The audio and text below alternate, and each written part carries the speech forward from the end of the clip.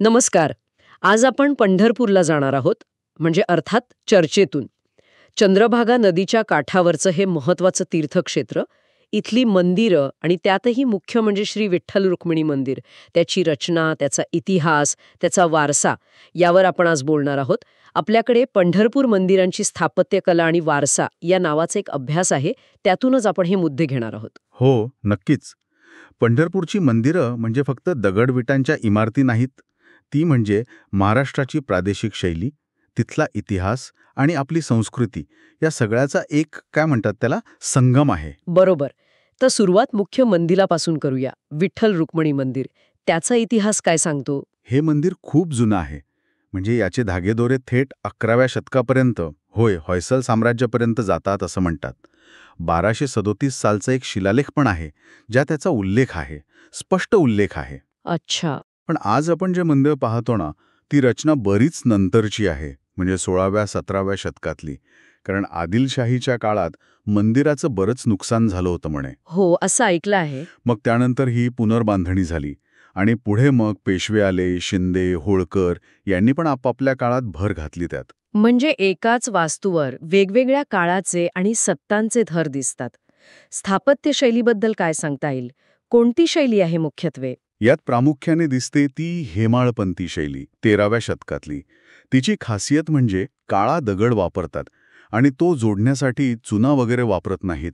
Interlocking म्हणतात तसं काहीसं. हो हो. आणि कोरीव काम पण असतं त्यावर. पण नंतरच्या काळात म्हणजे 17व्या शतकात दख्खनी शैलीचा प्रभाव पण दिसतो. घुमट आणि कमानी ज्या आपण बघतो त्या शैलीच्या आहेत. अच्छा, म्हणजे हा नंतर आलेला प्रभाव. हो, आणि काही ठिकाणी अगदी थोडासा उत्तर भारतीय नागर शैलीचा पण प्रभाव जाणवतो. म्हणजे किती वेगवेगळ्या गोष्टी एकत्र आल्या आहेत बघा. हो, खरंच. मंदिराची रचना पण भव्य आहे. 8 प्रवेशद्वार आहेत असं म्हणतात. हो, 8 आहेत. पूर्वेकडचं जे मुख्य प्रवेशद्वार आहे त्याला नामदेव पायरी म्हणतात. तिथे संत नामदेवांची समाधी आहे असं मानलं जातं. आणि त्याची पहिली पायरी पितळेची आहे. त्यावर नामदेव आणि त्यांच्या कुटुंबाचं चित्र पण कोरलेलं आहे. किती सुंदर. आणि इतकी प्रवेशद्वारा असण्यामागे कदाचित गर्दीचं नियोजन हा एक भाग असेल. कारण आषाढी कार्तिकीला जी प्रचंड गर्दी होते, हो, लाखो लोक येतात. त्यांना दर्शन सुलभ व्हावं यासाठी ही रचना उपयुक्त ठरत असणार. आत गाभाड्यात विठोबाची मूर्ती आहे, काळ्या दगडाची. उंची साधारण 4.25 फूट असेल. आणि विशेष म्हणजे ही मूर्ती मंदिराच्या सध्याच्या बांधकामापेक्षा जुनी आहे. म्हणजे कदाचित 5व्या-6व्या शतकातली असावी. काय सांगताय? इतकी प्राचीन? हो, असं मानलं जातं.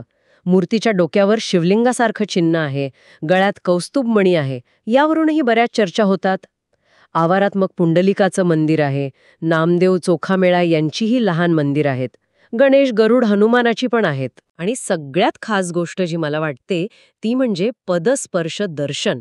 म्हणजे देवाच्या पायांना स्पर्श करता येतो भक्तांना. हे तर खूपच दुर्मिळ आहे, नाही का? अगदी.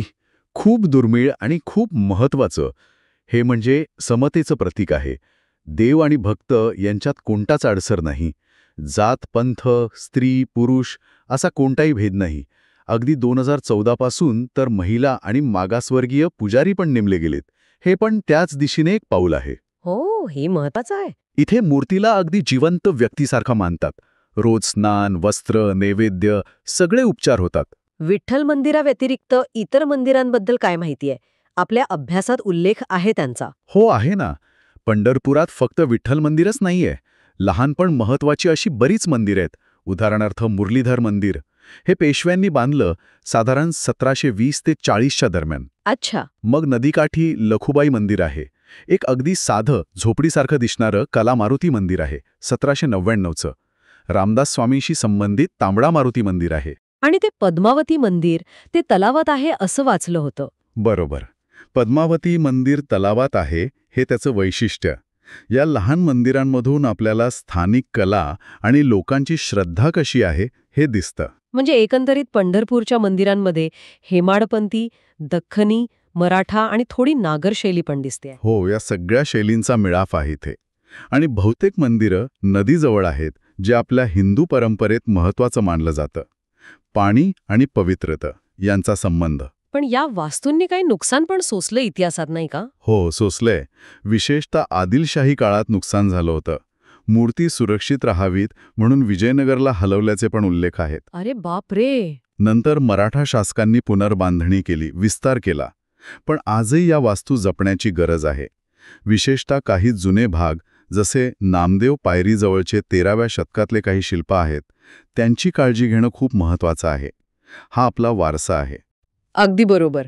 पण आजच्या ह्या चर्चेतून हे नक्कीच स्पष्ट झालं की पंढरपूरची मंदिरं ही फक्त धार्मिक स्थळं नाहीत.